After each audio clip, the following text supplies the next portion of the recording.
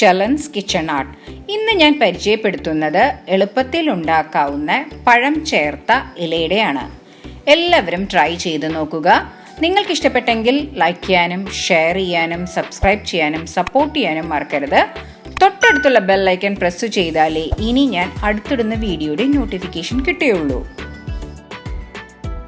ഗ്യാസിലേക്ക് വാഴല വെച്ച് രണ്ട് സൈഡും ഒന്ന് നന്നായി ചൂടാക്കിയെടുക്കാം. ഇനി നമുക്കത് ചെറിയ കഷ്ണങ്ങളാക്കി മുറിച്ചെടുക്കാം. 5 പഴുത്ത പാളയംകുട പഴം എടുത്തിട്ടുണ്ട്. ഞാലിപ്പൂവൻ പഴം ഉപയോഗിക്കാവുന്നതാണ്. ഇനി നമുക്കതൊരു ഫോർക്ക് കൊണ്ട് നന്നായിട്ട് ഒന്ന് ഉടച്ചെടുക്കാം. നല്ല പഴുത്ത പഴമാണ് വേണ്ടത്. ഇപ്പം നന്നായിട്ട് ഉടച്ചെടുത്തിട്ടുണ്ട്.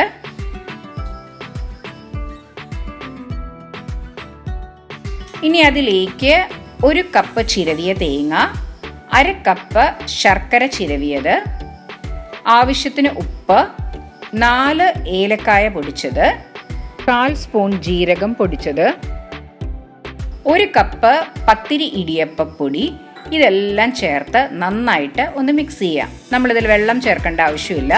പഴത്തിൻ്റെ വെള്ളത്തിൽ തന്നെ നമുക്കിത് കുഴച്ചെടുക്കാവുന്നതാണ്. ഇപ്പം നന്നായിട്ട് കുഴച്ചെടുത്തിട്ടുണ്ട്.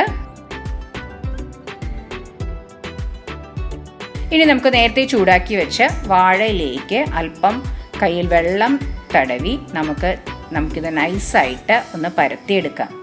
ഒട്ടും കട്ടി പാടില്ല, വളരെ നൈസായിട്ട് പരത്തിയെടുക്കണം. ഇപ്പം നൈസായിട്ട് പരത്തിയെടുത്തിട്ടുണ്ട്.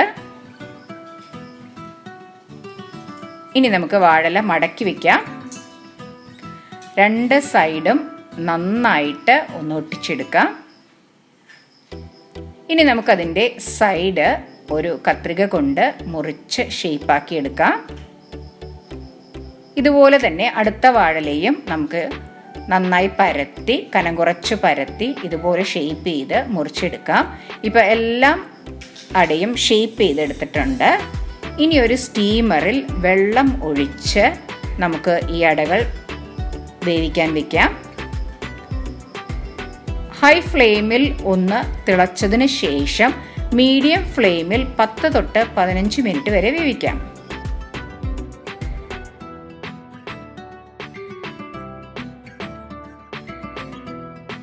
ഇപ്പോൾ 15 മിനിറ്റ് കഴിഞ്ഞു. നമ്മുടെ അട നന്നായിട്ട് വെന്ത് വന്നിട്ടുണ്ട്. വളരെ സോഫ്റ്റ് ആയിട്ടുള്ള ഒരു പഴം ഇലയടയാണിത്.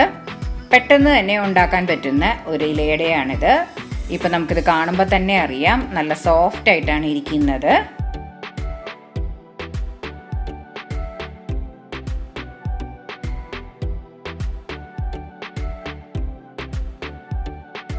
നിങ്ങൾക്ക് ഇഷ്ടപ്പെട്ടെങ്കിൽ ലൈക്ക് ചെയ്യാനും ഷെയർ ചെയ്യാനും സബ്സ്ക്രൈബ് ചെയ്യാനും സപ്പോർട്ട് ചെയ്യാനും മറക്കരുത്. തൊട്ടടുത്തുള്ള ബെൽ ഐക്കൺ പ്രസ് ചെയ്താലേ ഇനി ഞാൻ അടുത്തിടുന്ന വീഡിയോയുടെ നോട്ടിഫിക്കേഷൻ കിട്ടുകയുള്ളൂ. Thanks for watching my channel.